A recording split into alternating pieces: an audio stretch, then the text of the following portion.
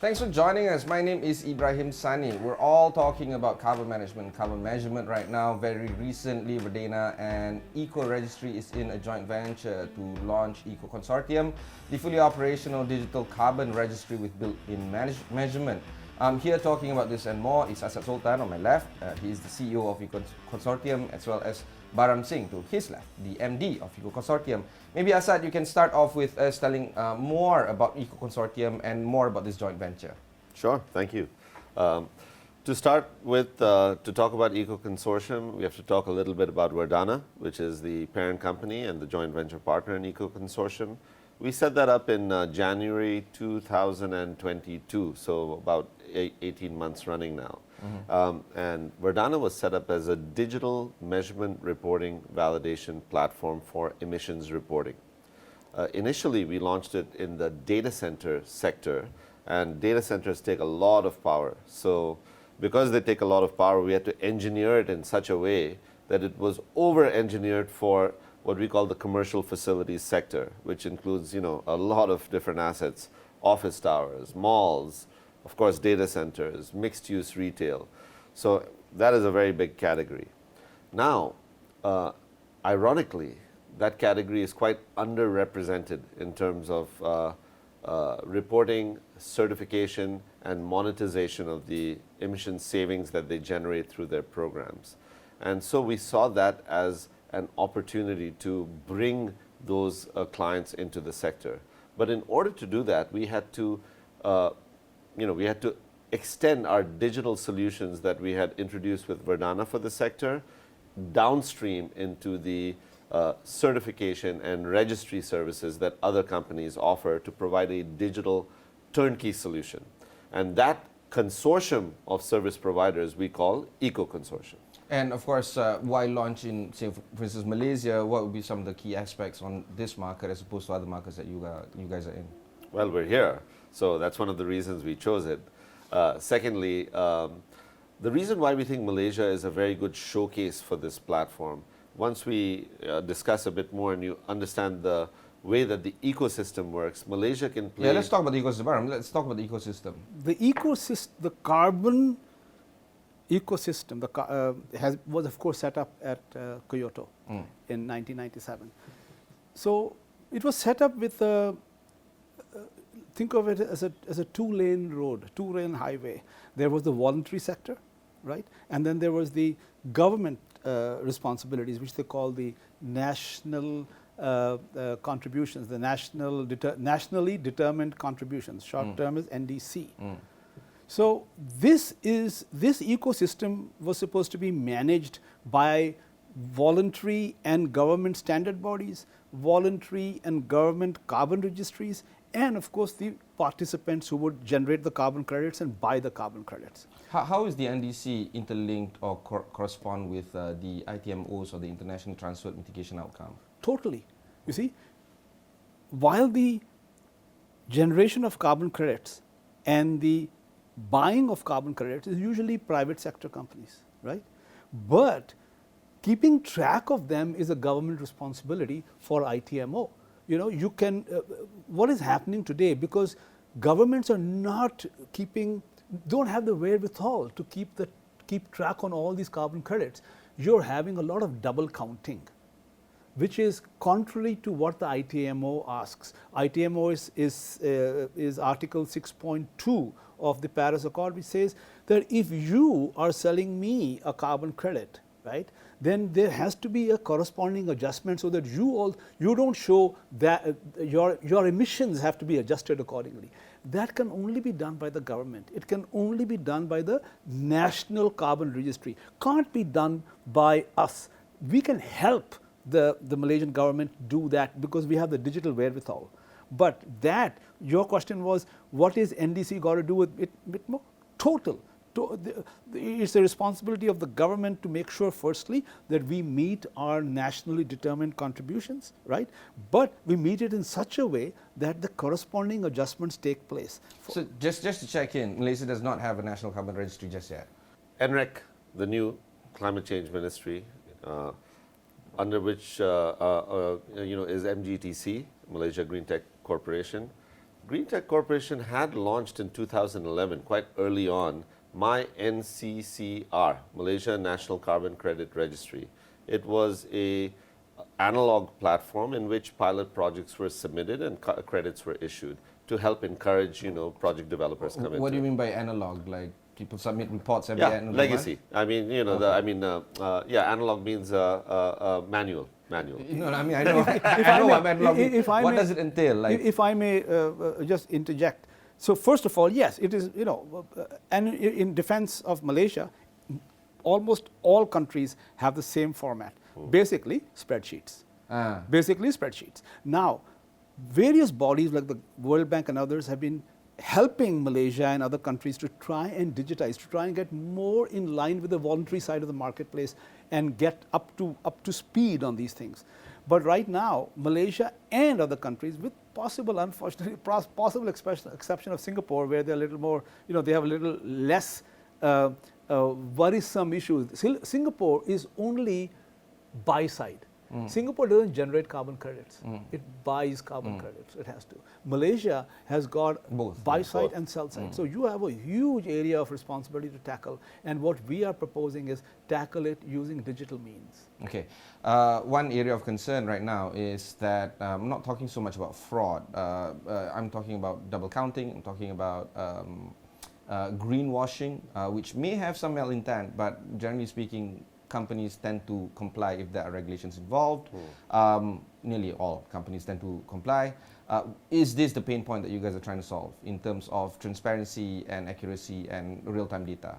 Yeah, in short, yes. That is the credibility that we aim to restore to the carbon markets. Transparency, efficiency, scalability. Those three things are enabled by digital solutions. Simple. The MGTC solution right now, is it still in place? Well, I don't think it's active, but we would love to be the back office digital solution that helps activate it. And in fact, that would be the dialogue that I would love to have with NREC and other participants in the market.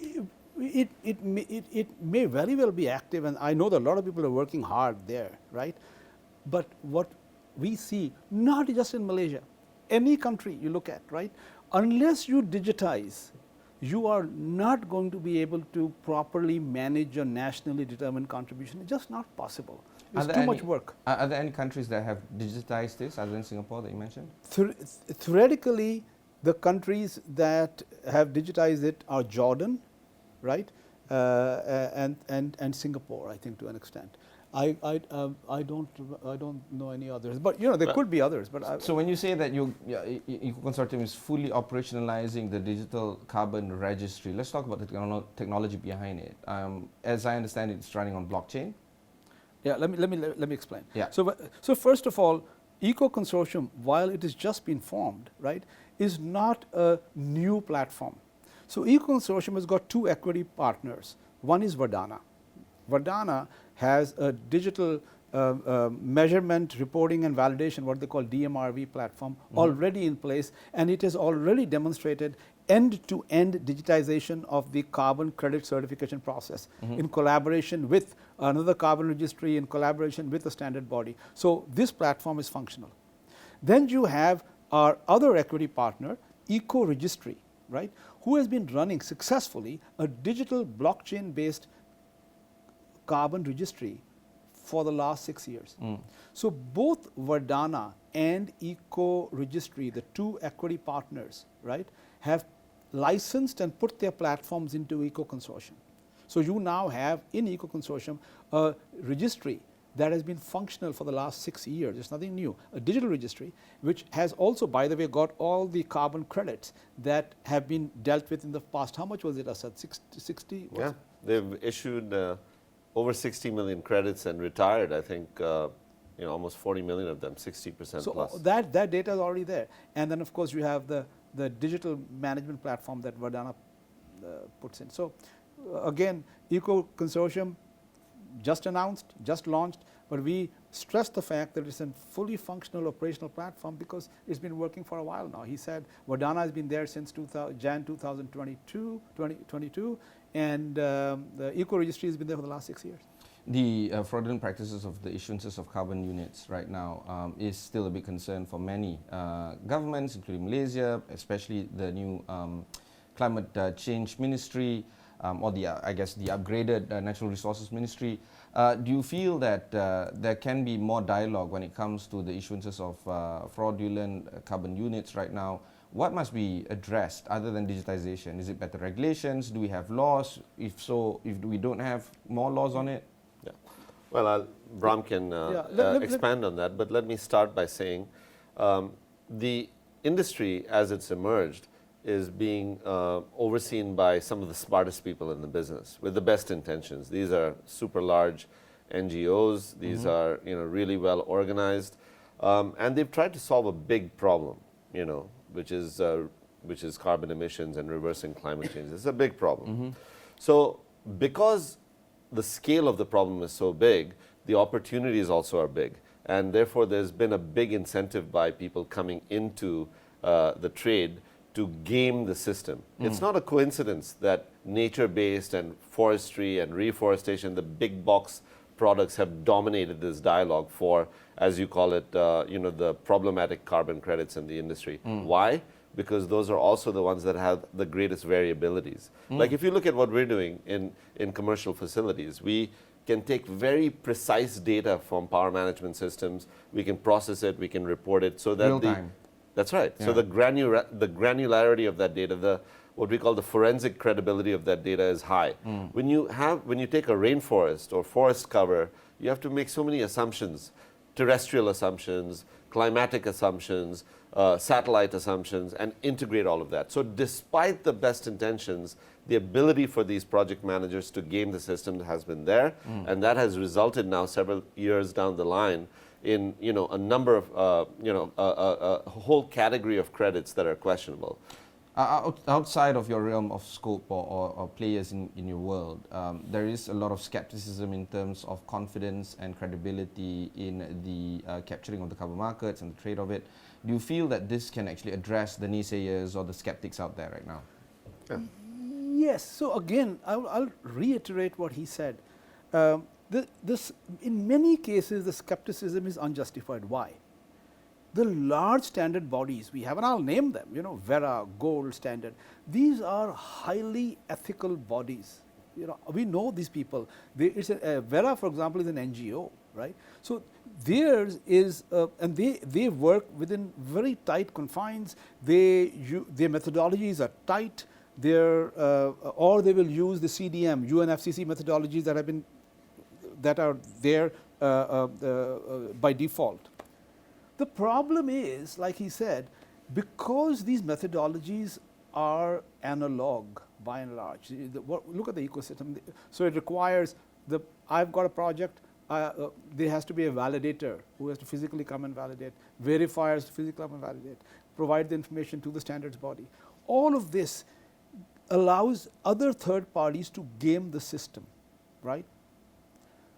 Everyone acknowledges this. So it's not just Vadana. Everyone is working very hard to digitize the system, make it more efficient, make it more transparent, and make it more scalable. It's just that we are a little bit ahead of the curve because we've been doing it for the last 2 years. People are waking up to this now, that suddenly you're going to see people talk about it. It's going to be the buzzword, let me assure you. You're going to be hearing about digital management, reporting, verification from a lot of sources. A lot of these bodies are working hard at it.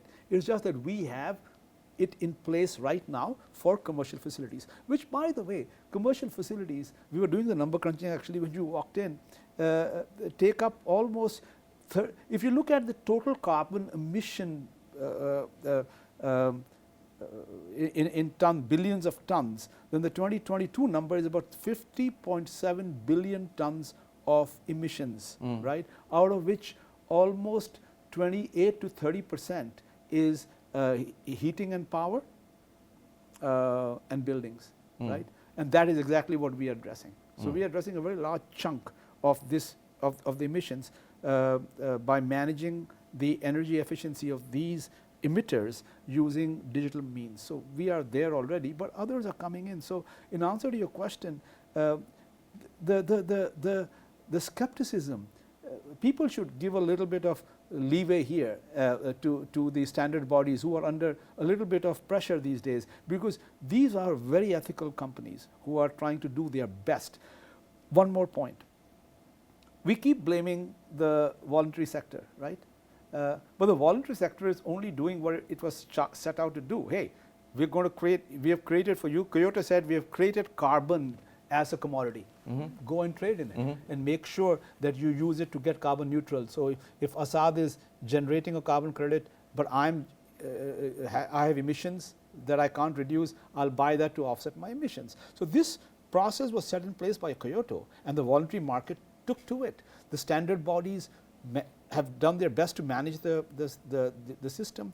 At the same time, the nationally determined contributions of the governments also has to step up. They also have to step up. You can't have a two-lane highway where one car is racing there and the other car is lagging behind. So to remove the skepticism, firstly, digitize the processes on the voluntary side, but also let's help the various countries meet their nationally determined contribution responsibilities by helping them also to digitize and become, be scalable, like he says, be transparent, and have an efficient system.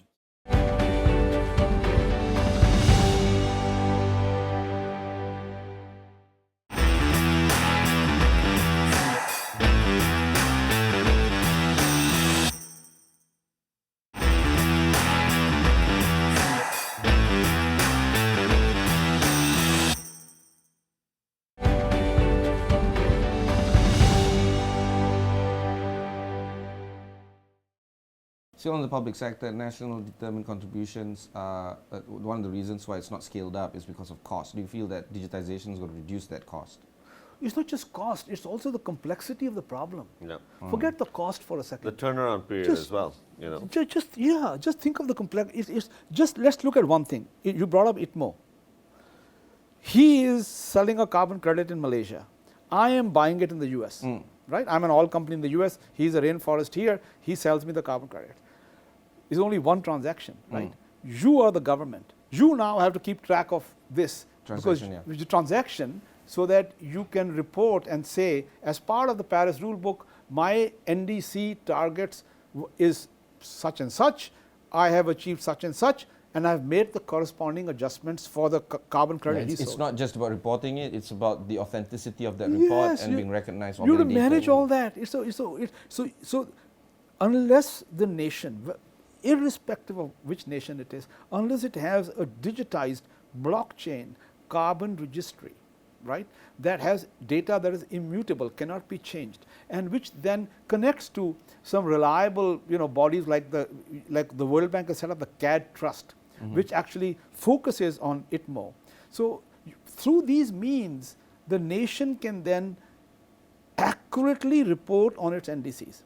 The other thing which will help is something that Dato Rais threw up an article, and we've been chasing him on that, and that is the Islamic Sustainability Club. You can be as digitized as you want, right? He sells me a carbon credit, right? The chasing to make sure that both sides do the corresponding adjustment means that there should be a meeting of minds between both countries and both parties, right? Which is why the IETA came up with a report that actually suggested strongly that nations with similar interests should form clubs, and within the club exclusively trade with each other, so that the corresponding adjustments are made. And would this comply then with the Paris Agreement rulebook Totally. definition? Totally. And this is part of the Climate Warehouse program under the World Bank, and therefore it's, I guess, internationally recognized, and therefore it's validated. But it also seems like if Kyoto was done, I don't know, 1997. Yeah, 30 plus years ago, right? Oh no, not quite. But it's still, so it's over 2 decades ago. Yeah. And it seems like it's still off to a slow start. In the meantime, the Earth's temperature has risen 1.5 degrees Celsius and many more. the awareness is high. There is no more, room for error.